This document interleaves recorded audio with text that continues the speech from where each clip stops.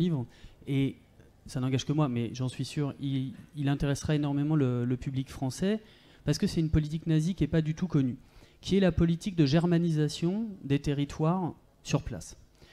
La politique de destruction des Juifs, on y viendra à la fin, mais la politique de germanisation. Et ça veut dire de prendre en compte le fait que la population allemande que nous, aujourd'hui, on est habitué à considérer comme une population extrêmement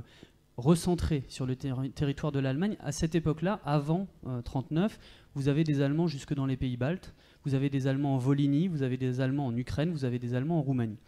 Et donc j'aimerais que tu nous dises un mot du cœur de cette utopie qui va être de rapatrier ces Allemands dont les nazis considèrent qu'ils sont pleinement allemands, alors que ça fait parfois des centaines d'années qu'ils n'ont eu aucun contact avec leur culture, mais qui pour certains parlent la langue encore. Quel va être le cœur de cette politique de retour, de rapatriement de ce qu'on appelle les Allemands de souche, les Allemands ethniques, en allemand Volksdeutsche? Deux facteurs. Premier facteur, entre août 1939 et décembre 1939, la diplomatie nazie signe avec un ensemble de pays européens des traités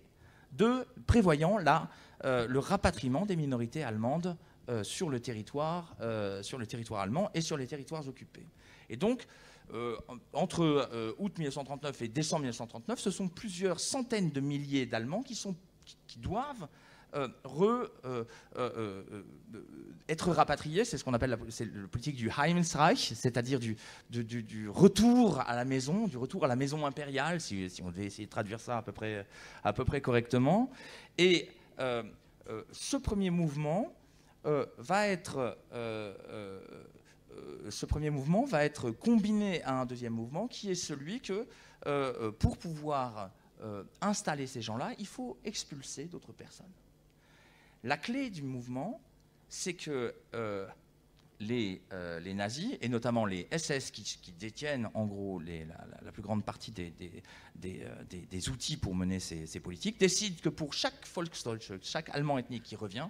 il faut que 4 allogènes, 4 personnes racialement différentes, avec un A différent si vous préférez, 4 personnes doivent être expulsées.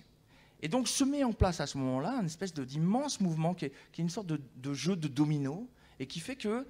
y a une espèce de grand mouvement d'épuration ethnique, fait d'expulsion et fait de tentatives de réinstallation qui se mettent en place.